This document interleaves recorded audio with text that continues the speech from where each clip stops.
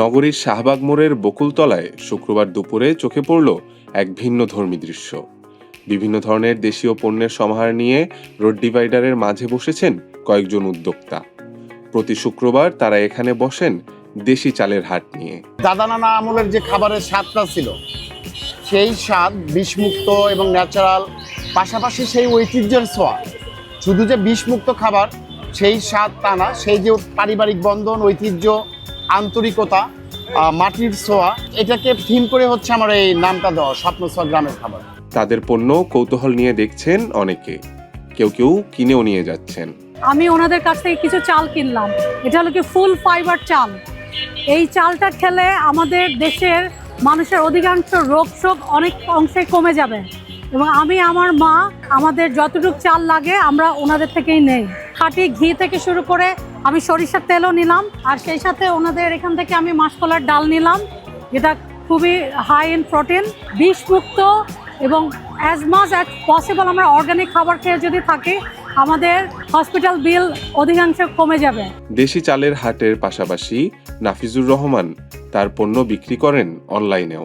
আসলে আমি ঢাকা ইউনিভার্সিটিতে পড়াশোনা করছি, পলিটিক্সও করতাম। আজকে হয়তো অনেক কিছু হতে পারতাম, আমি শেষ পর্যন্ত ব্যাংকার ছিলাম। বাট আমি যখন দেখলাম যে না, কৃষকরা আসলে ধুঁকতেছে, আর আমার প্রকৃতিপ্রেমী মানুষ ছিলাম, নিজে কৃষি করার কথা ছিল, কাজ করবো, বাট পারিবারিক বাধায় যে ঢাকা মধ্যে পাস করে এই গরুর গোবর নাড়বে বা এটা অনেক বাধার সম্মুখীন হয়েছি। বাট এখন আলহামদুলিল্লাহ অনেক যুদ্ধ করার পর আসছি। বাট আমার মেইন থিং ছিল যে কৃষক হওয়া।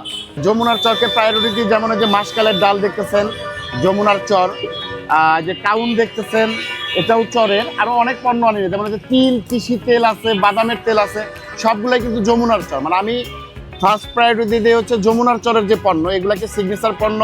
নিজের খাবার নিজে তৈরি করতে হবে, নিরাপদ খাবার তৈরি করতে হবে, সার বিষ কীটনাশক থেকে বের হয়ে এসে, হাইব্রিড বীজ থেকে বের হয়ে এসে দেশি বীজে যেতে হবে। তাহলে আমরা নিজেরাও কৃষিতে নিরাপদ থাকবো, নিজের খাবার নিজে উৎপাদন করতে পারবো, পাশাপাশি এইসব ক্যান্সার, কিডনি থেকে বের হয়ে আসতে পারবো। এই একটা মেসেজ নিয়ে হচ্ছে আমাদের এই পথ চলা শাহবাগে। মানে এখানে আসছি আমরা বার্তা দেওয়ার জন্য, মেসেজ দেওয়ার জন্য। যেমন যে লাল চাল, ফাইবারযুক্ত চাল। আমরা কিন্তু সিঙ্গাপুরে যদি যাই, ডক্টর বলে যে আপনার ক্যান্সার হয়েছে, আপনার তো দেশে খাল বিল আছে, দেশি চাল হয়, খান, তখন খাই। এছাড়া কিন্তু কেউ খেতে চায় না, আমরা চকমকে খাবার চাই। যেমন ধরেন যে সরের ঘি আমার কাছ থেকে একজন নিয়ে এটা 2200-2400 বিক্রি করতেছে, আমরা কিন্তু 1600। আমরা চেষ্টা করি যে ডাল ভাত খেয়ে যতটুকু বাঁচা যায়। মানে দেখা গেল যে এখানে যদি আমার 300 টাকা প্রফিট হয়, 100 টাকা আমি নিজে পরিবার নিয়ে চলতেছি, 100 টাকা বিজনেসেই করতেছি, আর 100 টাকা যেমন ধরেন যে এই ধরনের বার্তা আছে, বাকি 100 টাকা আমি কৃষকদের পিছনে খরচ করি।